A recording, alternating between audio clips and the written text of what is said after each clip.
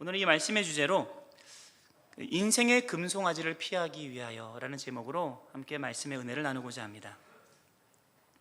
어느 초등학생이 학교를 마치고 집에 돌아와서 적은 일기의 내용을 간략히 소개하며 오늘 설교를 시작하겠습니다.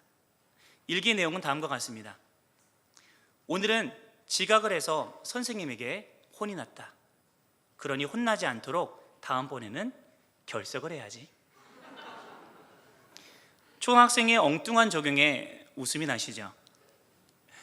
우리는 살아가면서 많은 잘못을 저지릅니다. 그리고 다음번에는 같은 잘못을 반복하지 않기 위해 혹은 더 나은 선택을 하기 위해서 잘못했던 경험을 통해서 지혜를 얻고 결단을 하고는 합니다. 이 초등학생처럼 말입니다. 물론 결론은 엉뚱했지만요. 오늘 우리가 말씀을 통해서 얻고자 하는 것은 바로 이 지혜입니다. 오늘 본문에서는 이스라엘 백성들이 하나님 앞에 저질렀던 큰 죄악을 한 가지 소개하고 있습니다. 그것은 다름 아니라 하나님을 대신해서 금송아지를 만드는 범죄였지요. 오늘 이 내용을 함께 살펴보며 우리의 인생에 있어서 우리는 금송아지와 같은 이 죄악을 피하기 위해 우리는 무엇을 해야 하는가에 대해서 세 가지로 나누어 살펴보고자 합니다. 첫 번째입니다. 변명을 제거하라. 우리 함께 외쳐볼까요? 변명을 제거하라. 네, 감사합니다. 본문에는 이스라엘 백성들이 금송아지를 만들어서 이것이 우리를 구원한 신이다라고 경배하며 죄를 짓는 모습이 기록되어 있습니다. 우리가 이미 잘 알고 있는 말씀이지요.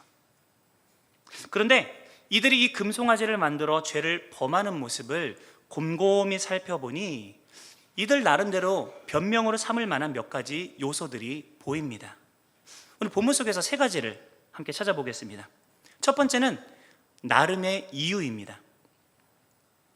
이스라엘 백성들은 이유 없이 금송아지를 만든 것이 아니었습니다.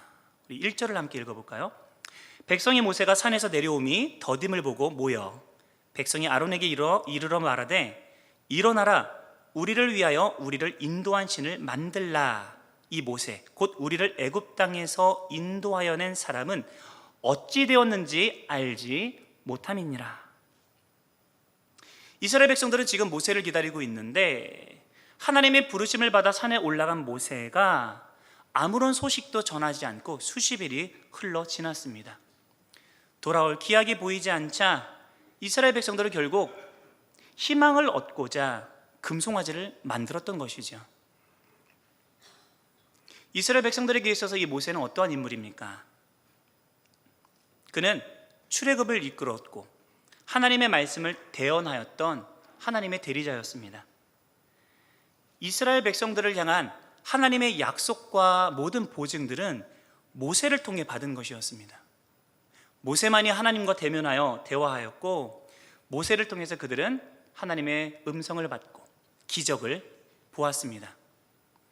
그러한 모세를 의지하여서 먼 곳까지 왔는데 모세는 백성을 떠나서 산에 올라간 지 긴 시간이 지나도록 아무런 소식이 전해지지 않고 있었던 것이죠. 그러니 백성들의 마음 가운데 불안함과 두려움이 싹틀만도 했습니다. 소식이 없는 가운데 아마도 많은 생각들이 들었을 것입니다. 물도 먹을 것도 없는 저 거칠은 산 정상에 올라 수십 일이나 흘렀는데 살아는 있는 것일까? 하나님의 진노를 사서 혹시 죽임을 당한 것은 아닐까? 혹시 우리를 버린 것은 아닌가? 이런저런 생각 끝에 그들이 내린 결론은 어쨌든 모세가 돌아오지 않고 있으니 정황적으로는 죽었을 게 분명하니 다른 살 길을 찾아야겠노라 라고 생각했을 것입니다. 그래서 그들은 아론을 찾아가서 우리를 인도할 신을 만들어 우리 눈앞에 보이라라고 압박하고 있는 것이죠.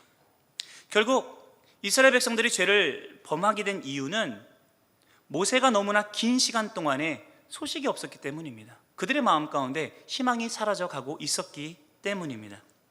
중간중간 나 살아있다라는 사인이라도 보내주었다라면 아마 이런 일들은 없었을 겁니다 라고 이스라엘 백성들은 항변하고 싶었을지도 모르겠습니다. 우리도 인생의 삶을 살아가면서 신앙적 선택의 순간이 오면 때때로 말씀을 따라야 할 이유보다 말씀을 따라야 하지 않을 이유들이 먼저 생각이 날 때가 있습니다. 큐티를 할 때면 잠깐 큐티를 미뤄야 될 합당한 많은 이유들이 머리를 스쳐 지나갑니다. 주일 예배에 나와야 하는 이유보다 이번 주일 한 주 정도는 빠져도 되는 이유들 먼저 헤아리고 있습니다. 가정 안에서는 어떻습니까? 말씀처럼 부부의 그리고 자녀의 허물을 감싸고 사랑으로 덮어주어야 할 이유보다 지금 당장 내 속에 있는 분노를 표출하고 소리쳐야 되는 나름의 이유들을 먼저 생각하고 내 가슴 속에 채우지는 않습니까? 이유 없이 짓는 죄는 없습니다. 그런데 이러한 나름의 이유들을 먼저 찾기 시작하면 결국 우리는 죄를 범하게 됩니다. 이스라엘 백성들이 그랬던 것처럼 말이죠. 이스라엘 백성들이 들을 만한 두 번째 항변은 나의 공로입니다. 3절입니다. 모든 백성이 그 귀에서 금고리를 빼어 아론에게로 가져가매. 모든 백성들은 이 금송아지를 만들어내는 데에 본인들이 가지고 있는 가치 있고 귀한 금고리를 쏟아 부었다라고 성경은 말씀하고 있습니다. 그들은 그만큼 이 일에 진심이었고 마음을 당한 열정을 보였다라는 것이죠.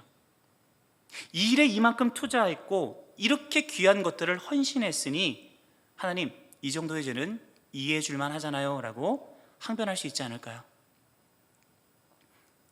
우리가 신앙생활을 하면서 빠지기 쉬운 함정 가운데 한 가지는 바로 나의 열심과 공로로 우리의 잘못과 죄를 덮으려 하는 것입니다.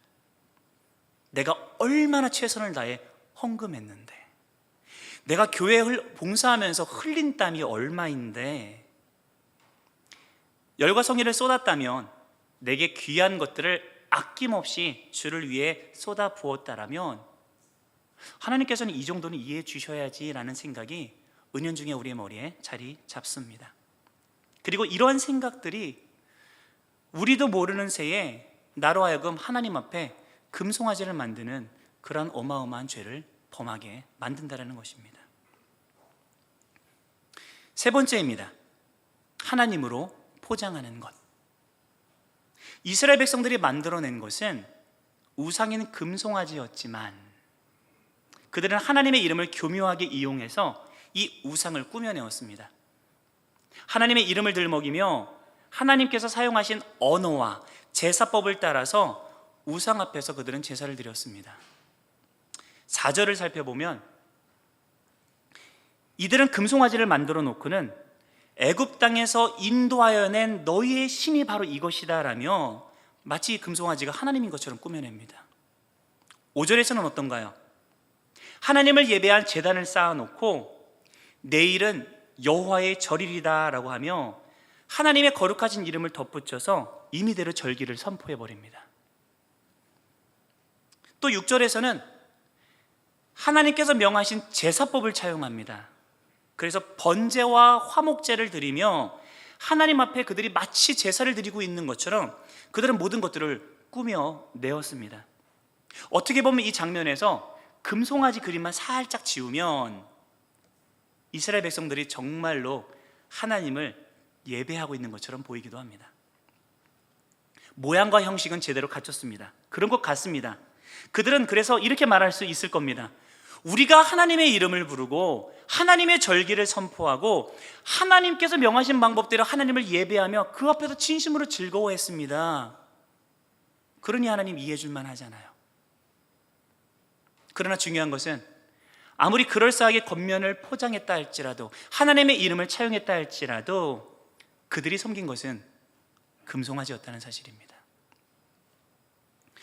우리도 하나님을 이용하여서 우리의 겉을 그럴싸하게 거룩하게 포장하지만 정작 하나님과는 상관없이 우리의 속내를 채우고 있는 경우는 없었는지 이 시간을 통해 살펴보기를 소원합니다. 우리는 면밀하게 스스로의 내면을 살펴보아야 합니다. 이스라엘 백성처럼 나름의 합리적인 이유나 나의 열심과 공로를 먼저 생각하고 있다면, 그리고 하나님의 진리와는 상관없이 주의 이름을 사용하여 나를 포장하려 하는데 급급하고 있다라면, 우리는 어쩌면 지금 금송아지를 빚는 가정 가운데 있는 것일지도 모르겠습니다. 우리의 내면을 살펴 우리 안에서 샘솟는 다양한 변명들을 제거하십시오. 이것이 인생의 금송아지를 피하기 위해 우리가 해야 할 첫 번째 과정입니다. 그렇다면 두 번째는 무엇일까요? 두 번째는 하나님의 말씀을 표준 삼으셔야 됩니다. 다 함께 따라해 볼까요? 하나님의 말씀을 표준 삼으라. 이스라엘 백성들은 행동으로 옮기기 전에 무엇보다 떠올렸어야 되는 가장 중요하고도 당연한 것을 그들은 망각하였습니다. 그것은 바로 그들에게 전해진 하나님의 말씀입니다. 오늘 이 사건이 벌어지기 직전에 하나님께서는 이스라엘 백성들에게 가장 우선하여 지켜야 할 말씀들을 10가지로 알려주셨습니다. 그 중 하나가 바로 우상에 대한 말씀이었죠. 성경을 잠시 살펴볼까요? 출애굽기 20장 4절과 5절입니다. 제가 읽어드리겠습니다. 너를 위하여 새긴 우상을 만들지 말고 또 위로 하늘에 있는 것이나 아래로 땅에 있는 것이나 땅 아래 물속에 있는 것에 그 어떤 형상도 만들지 말며 그것들에게 절하지 말며 그것들을 섬기지 말라. 모세는 하나님의 산에 오르기 전에 분명히 이 하나님께서 일러주신 모든 말씀들을 이스라엘 백성들에게 전달하였고, 이스라엘 백성들은 그 말씀을 듣고 그 말씀을 내가 지키겠습니다라고 엄숙히 맹세했다라고 성경은 말씀하고 있습니다. 출애굽기 24장 3절입니다. 모세가 와서 여호와의 모든 말씀과 그의 모든 율례를 백성에게 전하매 그들이 한 소리로 응답하여 이르되 여호와께서 말씀하신 모든 것을 우리가 준행하리이다. 우리가 준행하리이다. 이스라엘 백성들은 그들이 엄숙하게 지키겠다라고 맹세했던 그 말씀을 하나님과 언약을 세운 지 얼마 지나지도 않았는데 망각해버렸습니다. 떠올리는데 실패해버렸습니다. 그들이 먼저 주께서 그들에게 엄히 말씀하셨던 이 말씀을 먼저 떠올렸다라면 이스라엘 백성들의 행동은 아마 달라졌을 겁니다. 그런데 그들은 스스로 해결책을 찾는 데 몰입하여서 정말 중요한 하나님의 말씀을 떠올리지 못하고 죄를 범하고 말았습니다. 그들이 그렇게 엄숙하게 맹세했던 그 하나님의 말씀과 규율을 가슴 속에서부터 밖으로 밀어내 버렸던 것이죠. 그래서 그들은 금송아지를 지었습니다. 우리의 삶 속에서도 우리가 의도치 않게 금송아지가 튀어나오는 이유는, 그 중에 가장 큰 이유는 우리가 먼저 주의 말씀을 떠올리지 못하고 그 말씀을 내 삶의 표준 삼아 행동하지 않기 때문입니다. 어떤 그리스도인들은 말합니다. 말씀은 말씀이고 삶은 삶이지 라며 신앙과 삶이 분리된 인생을 살아가는 이들도 있습니다. 그들은 말씀을 정기적으로 읽고 지적인 연구도 많이 하지만 정작 그 연구한 말씀을 내 삶에 적용해야 되는 그 순간이 올 때에 그들은 말씀을 떠올리지 않습니다. 어쩌면 이 말씀이 나에게 지적인 즐거움을 줄지는 모르겠지만 나의 삶에 아무런 힘도 발휘할 수 없다라고 생각하고 있는지도 모르겠습니다. 하지만 기억하십시오. 말씀이야말로 우리 삶의 표준이고 힘의 원동력입니다. 예수님을 떠올려 보십시오. 예수님께서는 40일간 광야에서 금식하실 때에 사단에게 시험을 당하셨습니다. 사단이 금식으로 연약해지는 예수님을 강력하게 유혹했습니다. 그런데 그럴 때마다 예수님은 말씀을 먼저 떠올리고 그 말씀으로 모든 유혹을 이겨내셨습니다. 죄의 유혹과 세상적인 선택을 앞두고 주의 말씀을 있는 그대로 머릿속에 먼저 떠올려낼 수 있는 사람들은, 다시 한번 강조하겠습니다. 주의 말씀을 있는 그대로 떠올려낼 수 있는 사람들은 그럴 땐 선택의 유혹에 쉽게 넘어가지 않습니다. 우리의 삶의 모든 영역에서 하나님의 말씀을 먼저 떠올리고 그분의 말씀의 진리를 따라서 행동하기로 결단하십시오. 그러면 그 말씀이 우리의 삶을 주장할 것입니다. 제가 이번 주 며칠 전에 운전을 하다가 차 사고가 났었습니다.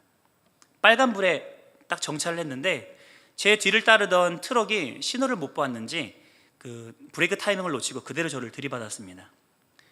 차에서 내려서 상대방을 이렇게 살펴보는데 20대 초중반쯤 되는 앳돼 보이는 청년이더라고요. 그 청년이 너무 미안해하면서 죄송하다고 이야기를 하는데 근데 제가 뒤에서 맞춰본 건 처음이거든요. 생각보다 몸이 괜찮은 거예요.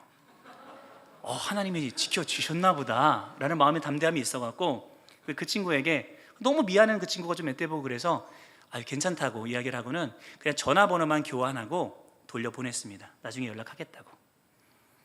그리고 와서 아무 생각 없이 앉아있는데 문득 몸이 좀 이렇게 무거운 느낌이 드는 거 있죠? 아니 괜찮았는데 한 2시간쯤 지나니까 생각보다 몸이 좀 무거운 느낌이 들어서 이거 병원 진찰 한번 받아봐야겠다, 괜히 나중에 고생하면 어떡해 라는 마음으로 병원을 알아보고 차를 운전해서 향했습니다. 그리고 이 친구에게 전화를 해서 제가 지금 병원을 가보려고 하니까 보험 접수 부탁합니다 라고 이야기를 했어요.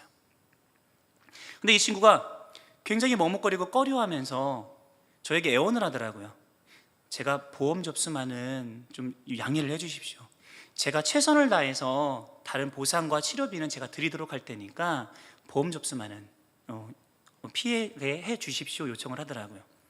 그래서 이게 무슨 얘기인가 살펴봤더니 이 청년이 어려운 코로나 상황 속에서 간신히 최근에 취업을 했더라고요. 취업을 하고 난 다음에 이제 업무를 익히기 위해서 회사 차량을 가지고 이제 처음으로 나온 자리에서 큰 사고가 난 겁니다. 이 친구가 사장님에게 이 이야기를 들으면 본인의 이 자리가 위태로워질 거라는 그 두려움이 마음 가운데 있었던 것 같아요. 그러면서 보험 처리가 정말 어렵습니다. 제발 도와주십시오 라고 이야기를 하더라고요. 제가 머리 가운데 계산을 해보았습니다. 이게 치료비 나고 하면은 본인이 감당할 수 있는 건가? 그리고 일단 알았다고 전화를 끊고 고민을 하기 시작했습니다. 어떻게 해야 될까? 근데 제가 이번 주 설교를 준비하면서 말씀을 묵상 중에 있었거든요. 그때 이 2번째 대지가 딱 떠올랐습니다. 말씀을 표준 삼으라. 그래, 내가 이 상황 속에서도 주의 말씀을 표준 삼아야겠구나. 그러면서 이제 머리 가운데 말씀을 떠올리기 시작했습니다. 주님, 어떤 말씀을 표준 삼아야 할까요? 근데 그때 신기하게 어떤 말씀이 떠오르더라고요. 마태복음 5장 39절입니다. 누구든지 내 오른뺨을 치거든 왼뺨도 돌려대며. 제가 마음 가운데 그 순간에 아차 싶더라고요. 하나님, 이거는 제가 실수로 떠올린 것 같습니다. 그래서 사실 얼른 생각을 회피했습니다. 그랬더니 또 다른 말씀이 머리 가운데 싹 스쳐 지나갑니다. 이사야서 58장 6절이었어요. 내가 기뻐하는 금식은 흉악의 결박을 풀어주며 멍에 줄을 끌어주며 압제당하는 자를 자유하게 하며 모든 멍에를 꺾는 것이 아니냐. 뒷구절, 줄인 자에게 내 양식을 나눠주며 유리하는 빈민을 집에 들여라. 이렇게까지 오니까 살짝 원망이 들더라고요. 하나님, 내가 왜 이 구절을 암송했던가. 근데 그 순간 저의 마음 가운데 어떤 울림이 있었습니다. 마치 하나님께서 저에게 그렇게 말씀하시는 것 같았어요. 장훈아, 이 어려운 시국에 이제 간신히 취업하여 막 사회생활 시작하다가 사고를 낸 그 청년이 얼마나 두려움 가운데 있을지 너도 헤아려 알 수 있지 않겠니? 그 친구의 마음을 네가 좀 헤아려 주지 않겠니? 내가 원하는 것은 이것이란다 그러시는 것 같더라고요. 그래서 제 마음 가운데 연이어 걱정이 들었습니다. 하나님, 지금은 제가 괜찮은 것 같은데 내일 지나서 막 아프고 치료비 엄청 나면 어떡하죠? 진짜 제 마음 가운데 이 고민이 들더라고요. 근데 그 마음 가운데 또 말씀이 떠올랐습니다. 너희는 먼저 그의 나라와 그의 의를 구하라. 그리하면 이 모든 것을 너에게 더하시리라. 너 이 말씀 엄청 좋아하잖아. 네가 나를 위해 선택했는데 내가 너 치료비 없어도 치료받지 못하도록 하겠니? 라고 말씀하시는 것 같더라고요. 말씀이 이렇게 연타를 치니까 제 신앙 양심상 어떻게 할 수가 없었습니다. 그래서 어떻게 했는지 여러분의 상상에 맡기겠습니다. 제가 사실 하나님의 말씀을 적용하며 적시적대 좋은 말씀을 정말 정확하게 떠올렸는지는 모르겠어요. 왜냐면 이건 저의 적용이었고 제가 느꼈던 것이니까요. 성도 여러분, 오해하지 마십시오. 이런 사고가 있을 때 보험 접수 안 하는 것이 하나님의 뜻입니다 라고 말씀드리는 게 아닙니다. 사실 저 몇 개월 전에 다른 접촉사고가 있었거든요. 그건 보험 접수해서 지금 잘 진행하고 있습니다.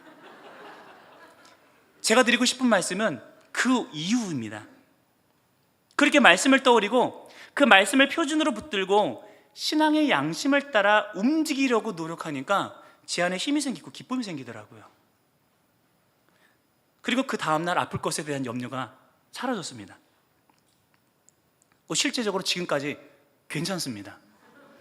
근데 어제 어떤 분께서 얘기하시더라고요. 3일은 기다려봐야 된다 그러셔서 살짝 불안한데, 아프면 어떻습니까? 하나님의 치료 못 받도록 저를 내버려 두실 리가 없겠다라는 배짱이 그 순간에 제 마음간에 생기더라고요. 여러분, 말씀에는 힘이 있는 줄로 믿습니다.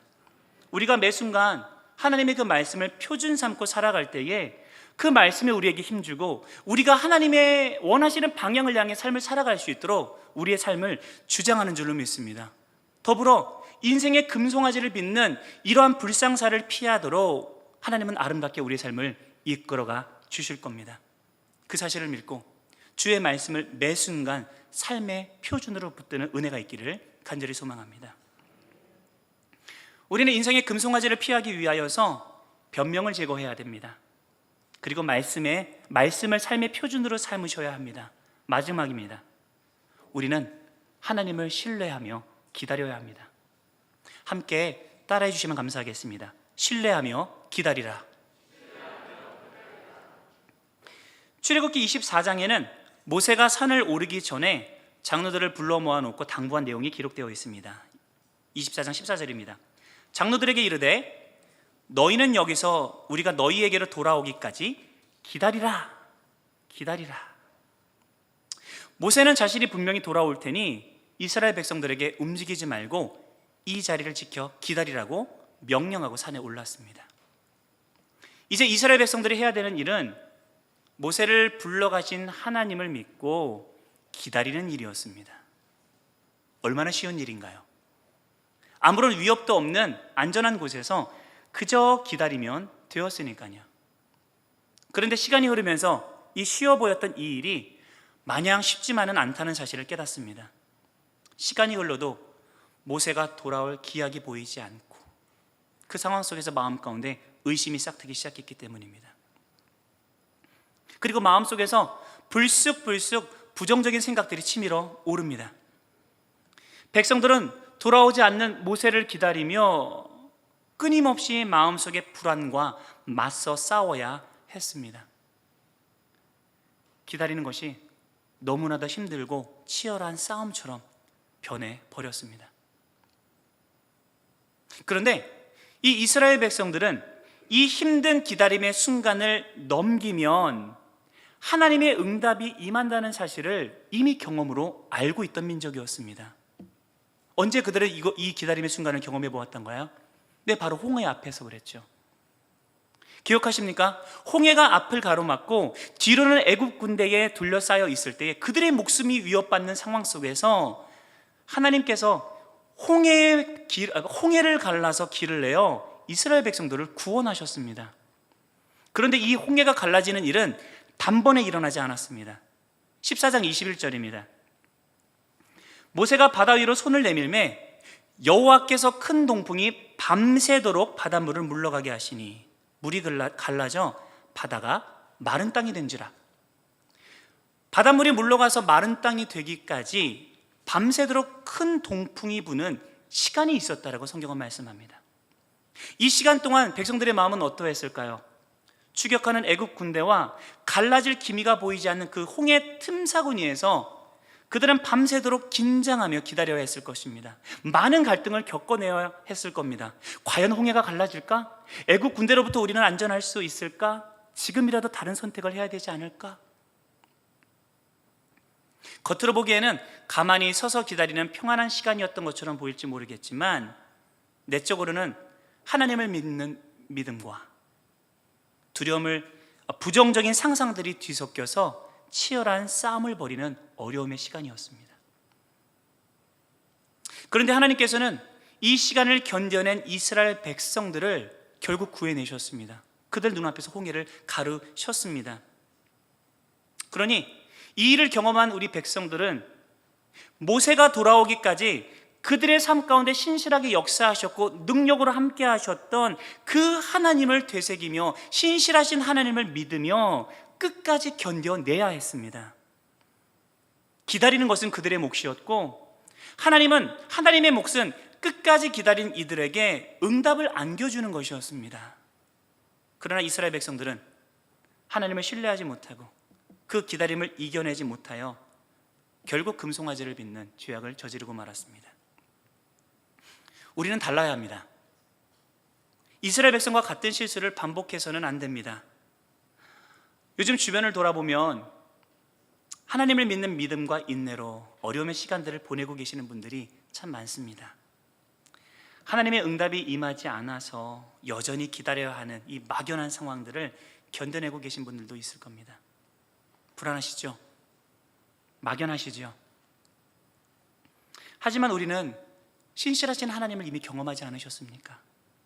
나의 삶 가운데 역사하셨던 그 하나님을 가슴에 되새기며 기다림을 인내하시길 바랍니다.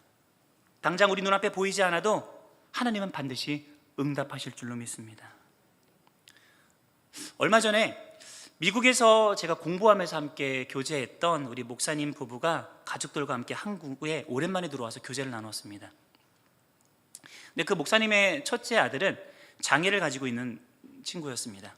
이 아이는 현재 12살이었는데 지능이 1살밖에 되지 않고요, 혼자서는 밥도 먹을 수 없는 상황입니다. 그리고 이 아이가 과연 얼마만큼 회복될 수 있을지는 누구도 장담할 수 없고, 의사들은 오히려 기대하지 말라라고 이야기하는 상황이더라고요. 사실 이 아이는 태어날 때부터 선천적으로 이 머리의 두개골이 완전히 형성되지 않아서 뇌가 밖으로 삐져나오는 병을 앓고 있었거든요. 많은 의사들을 만나보았지만 이 아이는 태어나도 결코 살 수 없는 아이다라며 더 마음 아프기 전에 낙태하라고 권면을 받고는 했습니다. 목사님 부부는 어찌해야 할까 기도하고 고민하다가 뱃속에 있는 동안만이라도 마음껏 사랑해주고 길러내자라고 결정합니다. 왜냐하면 이 부부가 수년에 걸쳐서 아이를 갖지 못할 때에 그들이 기도하여 받은 아이였거든요. 그래서 그걸 아낌없이 우리의 뱃속에 있을 때 아낌없이 사랑합시다. 그리고 그 후의 일은 하나님의 손에 맡기기로 결정하고 출산을 하였습니다. 그렇게 출산을 하였는데 아이의 상황은 의사의 예상보다도 더했습니다. 이제 이 아이 반드시 죽습니다. 그러니 마음의 준비를 하십시오. 그렇게 준비하고 있는 때에, 그런데 이 아이의 출산 소식을 들었던 한 한국계 의사가 우연히 그 지방을 방문해서 이 병원에 와서 이 아이를 보더니 본인이 수술을 하여서 이 아이의 생명을 연장할 수 있겠다라고 판단을 했던 것 같습니다. 그래서 급박하게 본인이 수술할 수 있는 병원으로 이 아이를 이송하여서 이 아이를 살려냅니다. 뇌의 상당 부분을 잘라냈어야 합니다. 그리고 이 아이는 장애를 안고 살아갈 수밖에 없는 상황이 되었습니다. 그런데 그럼에도 불구하고 이 아이는 극적으로 살아났습니다. 이 일이 출산한 지 불과 이틀 안에 벌어진 일이에요. 이번에 우리 그 목사님과 교제하면서 이때의 일을 나누면서 목사님이 저에게 이렇게 고백하더라고요. 본인은 정말 죽을 거라고 생각했던 그 아이를 하나님께서 기적적으로 살려주셨을 때에 이 아이의 앞으로의 인생도 인도해 주시겠구나, 이 아이의 장애도 해결해 주시겠구나라는 믿음이 생겼었대요. 이 아이가 멋지게 회복하겠구나, 정상인처럼 생활할 수 있겠구나. 그런데 10년이 넘는 시간이 지났지만 본인의 생각처럼 이루어지지는 않았다라고 이야기하더라고요. 그 아이를 앞에 들고 보면서 하지만 지금은 이래 그러더라고요. 근데 그분이 여기서 끝나지 않습니다. 그래도 우리 가정에 기적을 일으키셨던 그 하나님의 신실하심을 의심치 않고 주어진 오늘을 아이와 열심히 살아가고 있다라고 고백하더라고요. 그 고백이 저희 마음 가운데 큰 감동을 안겨주었습니다. 여러분, 막연하게 기다리는데 언제 이 기다림이 끝날지 알 수 없는데 왜 마음 가운데 불안함이 없겠습니까? 회복을 기대하기 어렵고 여전히 현실에서 무력하기만 한 그 아들을 바라보면서 앞으로 함께 살아갈 인생의 미래에, 그 삶의 무게에 숨통이 조여오는 순간이 왜 없었겠습니까? 그래도 하나님의 신실하심을 되새기게, 우리 목사님의 삶 가운데 신실하게 역사하셨던 그 하나님을 믿기에 비록 그가 기대하는 바처럼 그 아이를 온전히 회복시켜 주지는 않으셨지만 여전히 일하고 계시는 그분을 의지하며 오늘도 용기를 내어 살아간다라고 그 했던 고백. 이렇게 하나님을 매 순간 바라보면서 기다리는 이들이 어찌 하나님 앞에 금송아지를 빚는 것과 같은 죄악을 범할 수 있겠습니까? 아니요, 그럴 수 없습니다. 하나님을 기다리는 한, 하나님을 바라보며 매 순간 절실하게 매달리는 이들이 하나님 앞에 어찌 죄악을 범할 수 있다는 말입니까? 어쩌면 하나님은 이 아픔의 아이를 통해서 이 가정이 주님 안에서 인생의 금송아지를 피하고 한결같이 주를 붙들고 살아가는 정결한 성도의 삶을 살도록 지금 빚어가고 계신지도 모르겠습니다. 현실의 고난 속에서도 신실하신 하나님을 붙들고 기다림으로 인내하며 살아가고 있는 우리 모든 성도님들을 하나님께서는 아름답게 하실 줄 확신합니다. 말씀을 정리하겠습니다. 이스라엘 백성들은 금송아지라고 하는 우상을 만드는 죄악을 하나님 앞에 범하였습니다. 이는 그들이 제거하지 못한 변명들에 눈이 가리워졌기 때문이고요, 하나님의 말씀을 먼저 떠올리는 데 실패했기 때문이고요, 그들의 삶 속에서 신실하게 일하셨던 그 하나님을 되새기지 않고 기다리는데 실패했기 때문입니다. 그 결과로 빚어진 것이 터무니없는 금송아지였습니다. 말 한마디 못하고 아무런 힘도 없는, 그저 금으로 만들어졌기에 좋아 보이기만 한 그러한 허상, 그러한 우상을 자신들의 신이라 여기며 그 앞에서 기뻐하며 축제를 벌이는 그러한 어리석은 모습으로 살아가는 우리가 되지 않기를 소망합니다. 인생에서 불쑥불쑥 튀어나오려 하는 이 금송아지를 제거하며 하나님 앞에 떳떳한 모습으로만 살아가는 우리 모든 영안의 가족들이 되시기를 예수님의 이름으로 간절히 축원드립니다. 우리 말씀의 내용을 생각하면서 함께 이 찬양의 고백 올려드렸으면 좋겠습니다. 나의 영혼이 잠잠히 하나님만 바라며.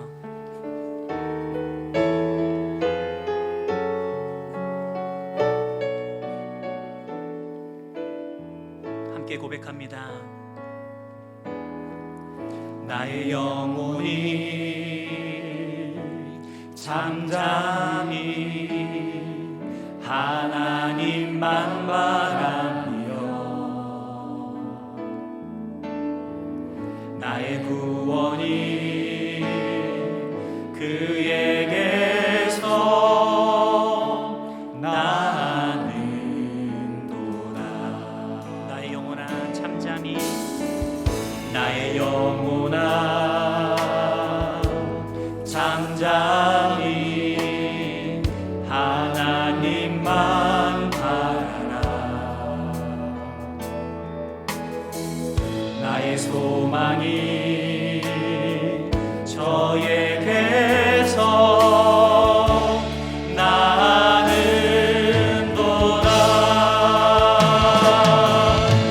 주만이 나의 반석, 나의 구원이시니.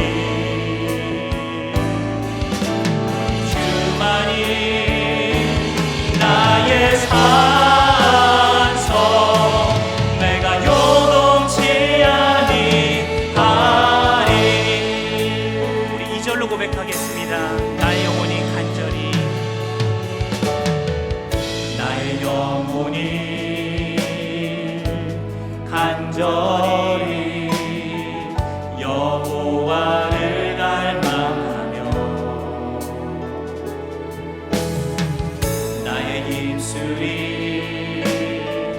여호와를 찬양하리. 나의 영혼이 즐거이 여호와를 따르니 나의 평생에 여호와를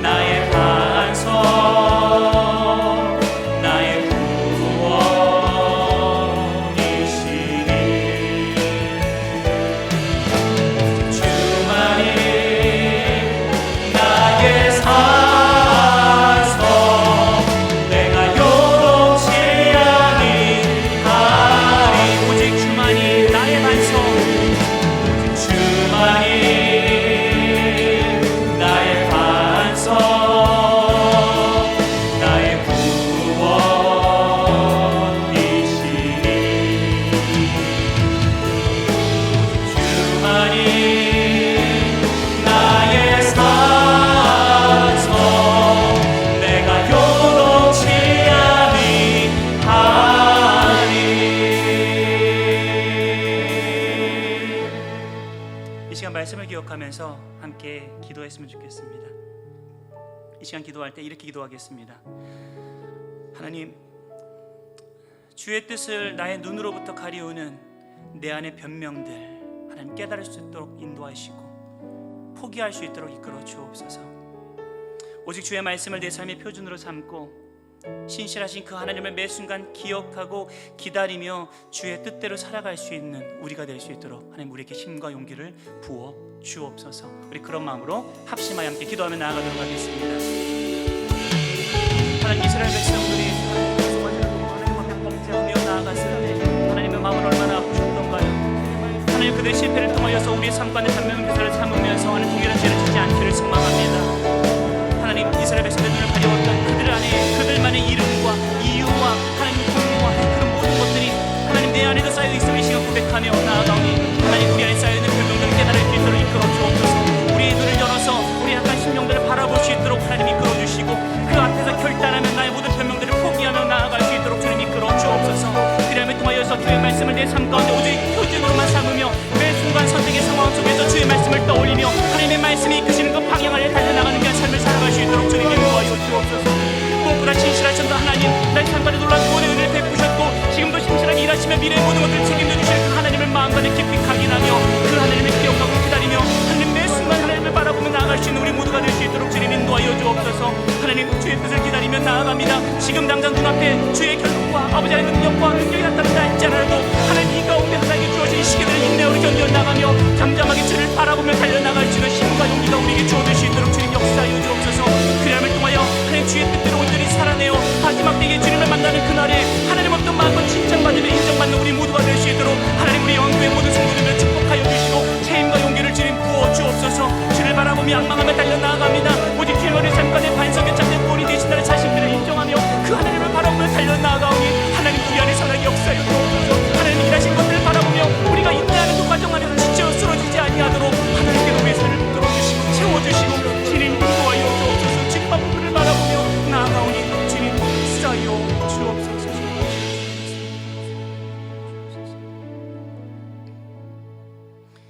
이 시간 말씀을 통하여 결단하며 나아갑니다.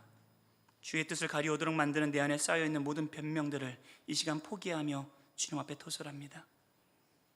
그래야 오직 주의 말씀만을 내 삶의 표준으로 삼고 내 삶간에 신실하게 일하셨던 그리고 일하실 그 하나님을 굳게 믿으며 기다림으로 오늘의 시간을 인내하여 하나님의 기쁨이 되는 우리 모두가 되기를 소망합니다. 하나님 우리에게 힘과 용기를 부어 주옵소서. 지금은 우리 주 예수 그리스도의 은혜와 아버지 하나님의 극진하신 사랑과 성령님의 감동감화 역사하심이 주의 말씀을 듣고 주님 앞에서 결단하며 삶을 살아가겠노라 다짐하는 우리 모든 영안의 성도들 머리 위에 지금부터 영원토록 함께 하시기를 간절히 축원드려옵나이다.